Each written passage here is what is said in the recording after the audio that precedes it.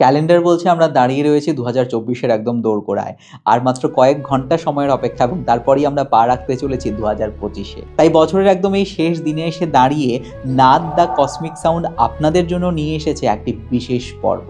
তবে আজকে মূল পর্বে ঢোকার আগে আমি কিছু কথা আপনাদের সবার সঙ্গে শেয়ার করতে চাই। মোটামুটি 2020 এবং 21-এর পর থেকে আমার জীবনে বেশ কিছু পরিবর্তন আসতে শুরু করে। প্রথমে ইন্ডিয়া বুক অফ রেকর্ডসের খেতাব অর্জন করা এবং তারপর গিনিস ওয়ার্ল্ড রেকর্ডের খেতাব অর্জন করার পাশাপাশি কাগজ ঘরের পরে আমার নতুন একটা পথ চলা শুরু হয় Naad the cosmic sound. Naad the cosmic সাউন্ডের ভাবনা অনেকদিন ধরে চললেও তার অফিসিয়াল ইনগুরেশন হয় এবছরে গণেশ চতুর্থীর দিন এবং আমাদের প্রথম পডকাস্ট এপিসোড আপলোড হয় অক্টোবর মাসে। অক্টোবর, নভেম্বর, ডিসেম্বর এই 3 মাসের ব্যবধানে আমরা আজকে দাঁড়িয়ে রয়েছি আমাদের 10ম পর্বে। এই বিগত 3 মাস ধরে আপনারা আমাদেরকে যে পরিমাণ ভালোবাসা দিয়েছেন আমি সত্যিই কৃতজ্ঞ আপনাদের কাছে। আমি চাইবো 2025-এও আপনারা আমাদেরকে ঠিক এরকমভাবে অনেক অনেক অনেক ভালোবাসা দিয়ে যাবেন। যারা নতুন এসেছেন আমার চ্যানেলটি অবশ্যই সাবস্ক্রাইব করবেন। যদি এপিসোডগুলো ভালো লাগে তাহলে অবশ্যই লাইক এবং কমেন্ট করে আমাদেরকে জানাবেন। এই চ্যানেলটাতে আমরা মূলত সেক্সুয়ালিটি থেকে স্পিরিচুয়ালিটি, মাস্টারবেশন থেকে মেডিটেশন, আমাদের দৈনন্দিন জীবনের যা যা টপিক, যা যা বিষয় আমরা প্রয়োজন হতে পারে তার সব কিছু নিয়ে আলোচনা করি। তাই আপনাদের যদি কোনো পছন্দ মতো টপিক নিয়ে আমরা কথা বলতে ইচ্ছুক হন তাহলে অবশ্যই কমেন্ট বক্সে আমাদেরকে জানাবেন। তবে এই সব কিছুর পেছনে, এই যে একটা পরিবর্তনের কথা আমি বললাম, তার সব কিছুর পেছনে যেই বিষয়টি আমাকে বারবার নক করে গেছে তা হলো ইনার ইঞ্জিনিয়ারিং। ইনার ইঞ্জিনিয়ারিং কি, সম্ভাবী মহামুদ্রা কি, সেটা জানার জন্য আজকের পডকাস্টটি কিন্তু আপনাদেরকে অবশ্যই দেখতে লাগবে। এবং সেটি নিয়ে কথা বলার জন্য আজকে আমাদের স্টুডিওতে উপস্থিত রয়েছেন সুদূর কলকাতা থেকে সঙ্গীতা আক্কা। তো চলুন উপভোগ করুন আমাদের আজকের পডকাস্ট।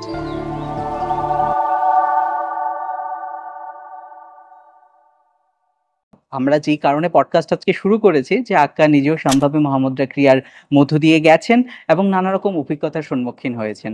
তো আমি আক্কার থেকে প্রথমে আক্কা কি করেন, কি করতেন সেগুলো একটু জানতে চাইবো এবং তারপর জানতে চাইবো যে সম্ভাব্য মহামুদ্রা ক্রিয়া আক্কার জীবনে কিরকম ভাবে পরিবর্তন এনেছে। তো আক্কা চলো আমরা শুরু করি। প্রথমে বলো তুমি কেমন আছো? খুব ভালো। খুব ভালো। তুমি কি করতে তার আগে? এর সাথে জয়েন করবার আগে, সম্ভাবিতে ইনিশিয়েট হওয়ার আগে আমি খুব সাধারণ আর 5টা মানুষের মতোই যেরকম ছিলাম সেরকম ছিলাম। নিজের ঘর সংসার নিয়ে থাকতাম, নিজের চাকরি বাকরি নিয়ে থাকতাম। আমি ব্যাংকার ছিলাম। হ্যাঁ, আমি ব্যাংকার ছিলাম। আমার প্রফেশনাল ক্যারিয়ার দীর্ঘ 25 বছরের ছিল। আচ্ছা। তো 25 বছরের ভেতরে লাস্ট 12 বছর যেটা ছিল একটি মাল্টিন্যাশনাল ব্যাংকের বিভিন্ন ডিপার্টমেন্টাল হেডে কাজ করতে করতে ছিলাম আর কি। আচ্ছা, তো সেই জবটা ছেড়ে দিয়ে এখন ঈশ্বর ভলান্টিয়ার, ঈশা ফাউন্ডেশনের মধ্যে ভলান্টিয়ারিং চলছে। কি এমন জিনিস হয়েছিল যে ওই জায়গাটা থেকে তুমি হঠাৎ করে তোমার এই 25 বছরের একটা ক্যারিয়ার ছেড়ে দিয়ে তোমার কাছে মনে হয়েছে যে না এগুলোর এখন আর দরকার নেই, বোধহয় এখন আমরা একটু অন্যদিকে মুভ করি? বা যদি আমরা আরেকটু প্রিসাইসলি জিজ্ঞেস করতে চাই যে সম্ভাবী এই শব্দটা যখন তুমি প্রথম শুনেছিলে তখন তোমার মনের মধ্যে কি হয়েছিল, যে জিনিসটা কি, কেনই এটার মধ্যে যাব, বা যাওয়ার পর তোমার কি কি হয়েছে, এটা যদি একটু আমাদের দর্শকদের সঙ্গে শেয়ার করো। আমার জার্নিটা অ্যাকচুয়ালি এরকম নয়। আমি সত্যি যখন চাকরি ছেড়ে দিয়েছিলাম আমি জানতাম না আমি কেন ছেড়ে দিয়েছিলাম। আমার কাছে কোনো রিজন ছিল না ছাড়বার, কারণ 25 বছর ধরেই তো প্রাইভেট অর্গানাইজেশনে কাজ করে, একই ইন্ডাস্ট্রিতে কাজ করে যে রকমের ওয়ার্ক কালচার হয়, যেটা কর্পোরেটে থাকে, কাজের প্রেশার বলো বা স্ট্রেস হ্যান্ডেল বলো, সেগুলো মোটামুটি আমার একটা অভ্যাসে দাঁড়িয়ে গেছিল। আচ্ছা, তো কাজেই বলতে পারি না এই কথাটা যে কাজের চাপে ছেড়ে দিয়েছি বা ভালো লাগছিল না বা আমি কাজে কোপ আপ করতে পারছিলাম না, তাও না। কারণ আমাদের কর্পোরেট লাইফে যেগুলো রেকগনিশন থাকে বা যে প্যারামিটার্স গুলো থাকে তাতে সবকটাতেই আমি একদম মানে লাইমলাইটেই ছিলাম। কিন্তু সেটাই কারণ কিনা জানি না, বা অন্য কিছু কারণ কিনা তখন আমার বোঝবার ক্ষমতা ছিল না। এখন মনে হয় হয়তো সদ্গুরু চাইছিল যে আমি এই রিয়েলাইজেশনটা করি যে উনি আমার ভেতরে যে রয়েছেন সেই, দেখুন ওনার ব্লেসিং, ওনার গ্রেস তো সবার ভেতরেই আছেন। শুধু ডিফারেন্সটা এটাই থাকে যে কয়েকজন মানুষ একটু বেশি লাকি হয়, একটু ব্লেসড হয় যে যারা এটা এই জীবনের লাইফ টাইমে রিয়েলাইজ করে। আর বাকিরা হয়তো আরেকটু সময় বেশি নেয়, Right. কিন্তু রিয়েলাইজেশন তো একদিন না একদিন প্রত্যেকেরই হবে। হ্যাঁ হ্যাঁ। তো কাজেই আমি যখন ছেড়েছিলাম তখন আমি সদ্গুরুকে ফলো করতাম না, আচ্ছা। মানে সেরকম ভাবে। ইনফ্যাক্ট আমার নোটিস পিরিয়ডের টাইমেই আমি একটু সময় পেয়েছিলাম, যখন আমি আর কি নিজেকে নিয়ে ভাবতে শুরু করি, সে অর্থে কিছু করার নেই বলে আর কি শুরু করতে করতে, তখনই সদ্গুরু আমার লাইফে যে কিভাবে ঢুকে গেল, মানে কেমন ভাবে যে উনি আমার জীবনের সব থেকে বড় প্রায়োরিটি হয়ে গেলেন সেটা আমি বুঝতে পারিনি।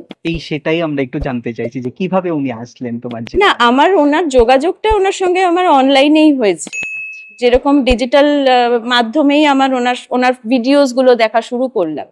এবার যখন ভিডিওস গুলো দেখা শুরু করলাম, যেহেতু তখন আমার মাইন্ডটা বোধহয় ফ্রি ছিল, কারণ আমি নোটিস পিরিয়ডে ছিলাম, আমার অত কাজের প্রেশার ছিল না, যার ফলে কি হচ্ছিল প্রত্যেকটা ভিডিওস যখন আমি শুনছি আমি ভাবছি আরে এটা তো যেন আমারই জন্যে। এবং একটা শুনছি তো ন্যাচারালি যেহেতু এটা শুনছি সে পরের আরেকটা ওরকমই সামনে চলে আসছে। এরকম করতে করতে একটা সময় এলো আমার ওরকম টাইমে, যে যখন আমি না মনে হতো আমি একটা ট্রান্সে আছি। মানে আমার একটা সময় মনে হলো যে আমি সদ্গুরুর যত ভিডিও ডিজিটালি আপলোডেড আছে সবকটা আমি দেখে ফেলেছি, সবকটা শুনে ফেলেছি, এবং তখন আমার ভেতরে ইন্টেন্সিটিটা এতটাই ছিল যে তখন মানে সদ্গুরুকে আরো জানবো এবং তার নেক্সট স্টেপ কি আমি জানতাম না। সদ্গুরুর সঙ্গে যুক্ত হওয়ার জন্য যে নেক্সট স্টেপ এই সম্ভাবী মহামুদ্রাতে যে ইনিশিয়েট হওয়াটা, এই ব্যাপারগুলো আমি জানতাম না।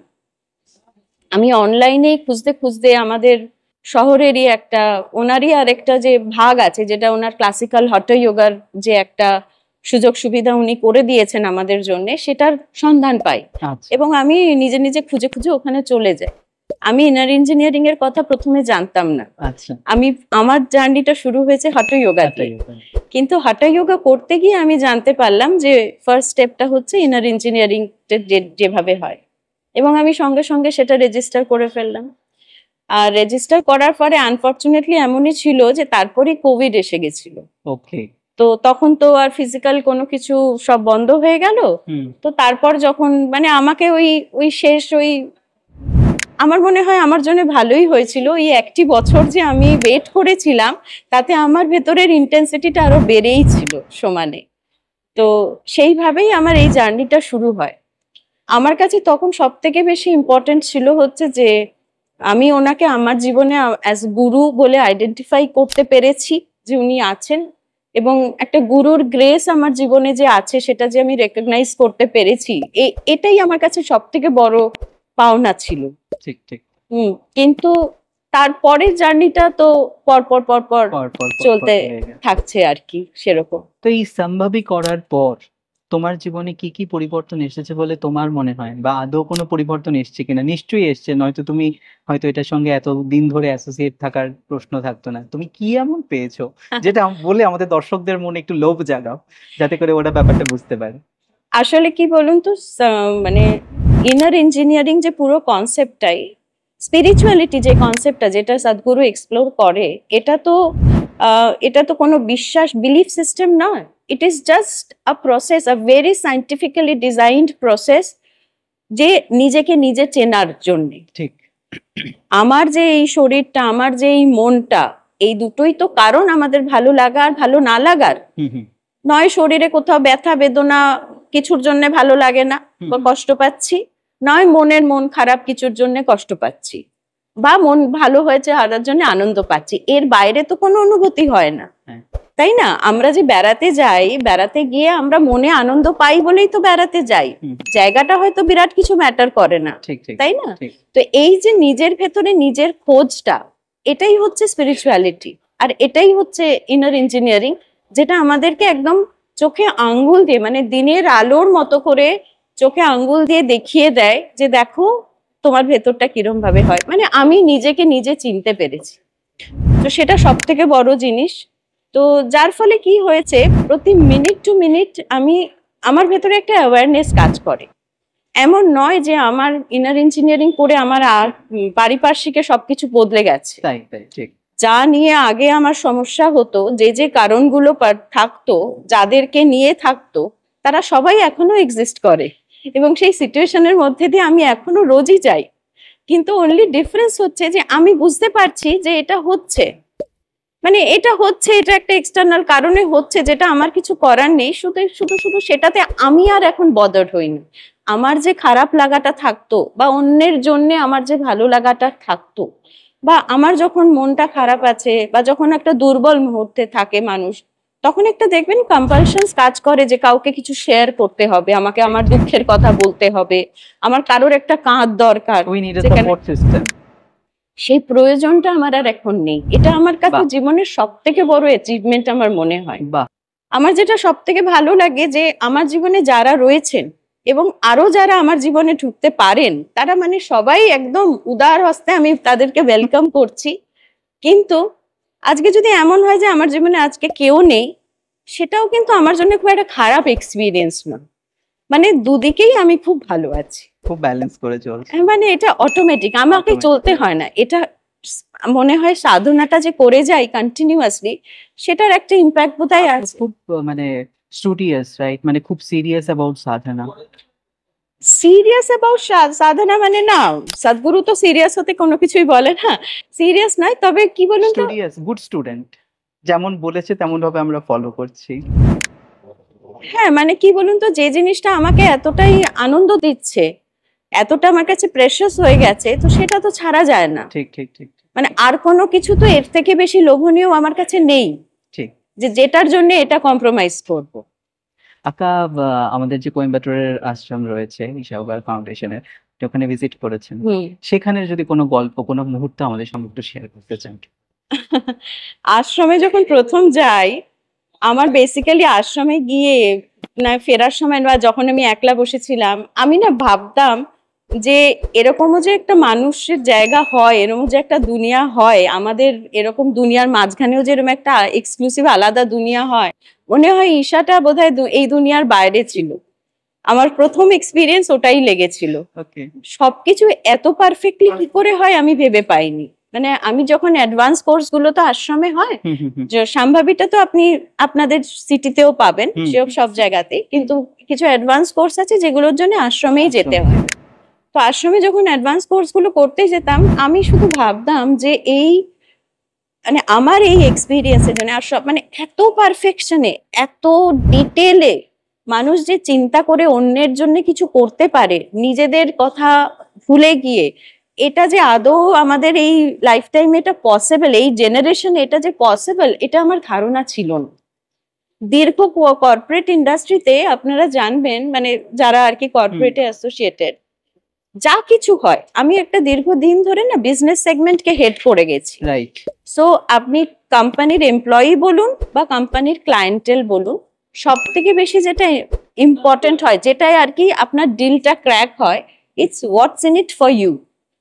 আর আমার লাইফটা এখন ঠিক উল্টো, মানে I can do anything and everything without the quote of what's in it for me. Okay okay, right. That's really very nice. আর এইটা যে জীবনকে মানে এত একটা মানে অসাধারণ অনুভূতি আপনাকে এনে দিতে পারে, হ্যাঁ মানে সেটার বোঝাবার মতো ওয়ার্ডস আমার কাছে নেই। এটা আমি শুধু এক্সপেরিয়েন্স করতে পারি। এটা স্টার্ট হলো, আমাদের লাইফে তো নানা রকমের চেঞ্জেস আসতে শুরু করে। সেই সময় ফ্যামিলি মেম্বার্স থেকে রিঅ্যাকশন কি ছিল? যে বেশি স্পিরিচুয়াল হয়ে যাচ্ছ, বেশি আধ্যাত্মিক হয়ে যাচ্ছ, রুদ্রাক্ষ পড়া বা এইসব ধরনের জিনিসগুলো আশা করি তখনই ইন্ট্রোডিউস হয়েছে। হ্যাঁ, রিঅ্যাকশন হয়েছে? না না, আমার লাইফে আমি এই ব্যাপারে খুব ব্লেসড যে আমাকে কেউ কিছু বলার নেই। আমি জানি না ব্লেসড না এটা কোনো এক সময় হিন্ড্রেন্স, জানি না। মানে আমার জীবনে এমন কেউ নেই যে আমার পার্সোনালি ডিসিশনের ভেতরে এত কেউ কমেন্ট করতে পারে। আচ্ছা। কাজেই আমি এগুলো আমার নিজের মতোই করে গেছি, এবং তারা আমাকে কিভাবে পারসিভ করেছে তখন তো আমি জানিনি, জানবার কোনো চেষ্টাও করিনি। আর আমি কাউকে কিছু জানাবারও কোনো মানে চেষ্টা করিনি যে দেখো আমি এরম করছি, তোমরাও করো বা তোমরাও হলো, করিনি। কিন্তু যেটা পরবর্তীকালে আমি দেখেছি যে আমার দেখা দেখি আমার ফ্যামিলির ওরাও এখন মেডিটেটর, ঈশার, তারাও ভলেন্টারিং এ আসছে, তারাও রুদ্রাক্ষ পড়ছে, তারাও সাত্বিক ফুড খাচ্ছে। তো তখন বুঝতে পারি যে নিশ্চয়ই কিছু না কিছু ভাবে পজিটিভলি কাজ করেছে আমার ভেতর, তাই জন্য তারাও ইন্সপায়ার হয়েছে। ঠিক ঠিক ঠিক, রাইট। তো এবার সদ্গুরু লাইক বাড়িতে একটা ধূপকাঠি জ্বালানোর মতো, একটা ঘরে একটা কোনায় জ্বালাবে, ধোঁয়াটা সারা ফ্ল্যাটের ভেতর, সারা ঘরের ভেতরে কিভাবে যে ছড়িয়ে পড়ে, তো সেরম ভাবেই সদ্গুরু আমার এবং আমার পরিবারের জীবনে ছড়িয়ে পড়েছে। খুব ভালো লাগলো তোমার সঙ্গে কথা বলে আক্কা। তুমি যে আমার এত সুন্দর সুন্দর কিছু এক্সপিরিয়েন্স আমাদের সঙ্গে শেয়ার করলে। আমরা পডকাস্টটা একদম লাস্ট মুহূর্তে চলে এসেছি। তোমার কাছে লাস্ট একটা কোশ্চেন করতে চাইবো যে ধরো যারা এখন পর্যন্ত সানভীর সঙ্গে ইনিশিয়েটেড হয়নি, বা ধরো যারাই এখন লাইফে বিভিন্ন রকমের প্রবলেমের মধ্যে দিয়ে যাচ্ছে, বিশেষ করে যারা ধরো সংসারে রয়েছেন বা কর্পোরেট সেক্টরে কাজ করছেন। আজকাল আমরা দেখেছি যে কর্পোরেট সেক্টরে বিভিন্ন একটা প্রেশারাইজড ওয়ার্ক চলে এসছে, বিভিন্ন একটা প্রেশারের মধ্যে যাচ্ছে। আমরা বহু মানুষকে দেখছি যে ওরা সেই প্রেশারটাকে হ্যান্ডেল করতে না পেরে সুইসাইডাল একটা টেন্ডেন্সি কাজ করছে। তো ওদের জন্য তুমি কি পরামর্শ দিতে চাইছো বা ওদেরকে কি বলতে চাইছো? আমি তো সবার আগে তাদেরকে একটাই বলতে চাই যে এটা কর্পোরেটের চাকরি বলে বা স্টুডেন্টদের পড়াশোনার চাপ বলে বা কোনো রিলেশনশিপের ওয়ার্কআউট হচ্ছে না বলে এগুলো থেকে না চিন্তা করে যদি তারা একবার একটু ঠান্ডা মাথায় একটু সময় নিজের জন্য বার করে ভাবে যে অ্যাকচুয়ালি কি ইমোশনটা তাদের ভেতর কাজ করছে, কারণ তাদের যে না পারার ব্যথাটা বা তারা কি পেতে চাইছে এবং সেই পাওয়াটা তাদের লাইফে কতটা সিগনিফিকেন্স, এইটা যদি তারা জানবার একটু চেষ্টা করে তাহলে তাদের উপর এই যে তারা যা কাজই করুক না কেন সে কাজটা তারা অনেক ফ্রি মাইন্ডে করতে পারবে এবং তাদের এই যে স্ট্রেস ব্যাপারটা থাকে সেই ব্যাপারটা থেকে তারা বেরিয়ে আসতে পারে। এবং এইটা নিজে নিজে বলে বা নিজে নিজে বুঝতে পারছে না বলেই তারা হ্যান্ডেল করতে পারছে না। তো তাদেরকে আমার এটুকুই বলার থাকবে, যদি এই 7 স্টেপস ইনার ইঞ্জিনিয়ারিংটা যদি একবার করে দেখে, দেখুন সাধনাত আপনি একবার ইনিশিয়েট আপনি হলেন, এবার আপনি সেটা কন্টিনিউ করবেন কি না করবেন সেটা তো আপনার ব্যাপার, রাইট? তাই না? কিন্তু এখনো এমন লোকজন আমি খুব কমই দেখেছি বা দেখিনি বললেই চলে যে যারা এটা পেয়ে তারা কোনো উপকার পায়নি বা তারা কন্টিনিউ করেনি। কাজে আমার মনে হয় যে আমি আঙ্গুল দেখিয়ে আমার বস খারাপ বা আমার ফ্যামিলিতে আমার হাজবেন্ডের সঙ্গে বা ওয়াইফের সঙ্গে বনিবনা হচ্ছে না বা ইনলসদের সঙ্গে হচ্ছে না বা আমার ছেলের আউট অফ অ্যাডোলেসেন্ট বাচ্চারা তারা আউট অফ কন্ট্রোল হয়ে যাচ্ছে, আমি ম্যানেজ করতে পারছি না, সেটা এই এত এক্সকিউজেস না দেখিয়ে যদি দেখি যে এটাই রিয়ালিটি, এটাই রিয়ালিটি, আমি এতগুলো লোককে যদি চেঞ্জ না করে যদি আমি কোনোভাবে নিজেকে এমন ক্যাপাবিলিটি বাড়াতে পারি যেখানে এগুলো আমি বেটার ভাবে হ্যান্ডেল করতে পারি, তাহলে আমার মনে হয় যে এই যে একটা বিরাট সমস্যার সম্মুখীন এই জেনারেশন পড়েছে সেটা থেকে আমরা বেরিয়ে আসতে পারবো। অনেক অনেক ধন্যবাদ একটা তোমাকে আমাদের পডকাস্টে এতটা সময় দেওয়ার জন্য। আমি দর্শক বন্ধুদেরকে বলবো আমরা ফিরে আসছি আবারও নতুন কোনো একটা এপিসোড নিয়ে। ততক্ষণ পর্যন্ত আমাদের সাথে থাকবেন আর চ্যানেলটাকে অবশ্যই সাবস্ক্রাইব করতে ভুলবেন না। নমস্কার। নমস্কার।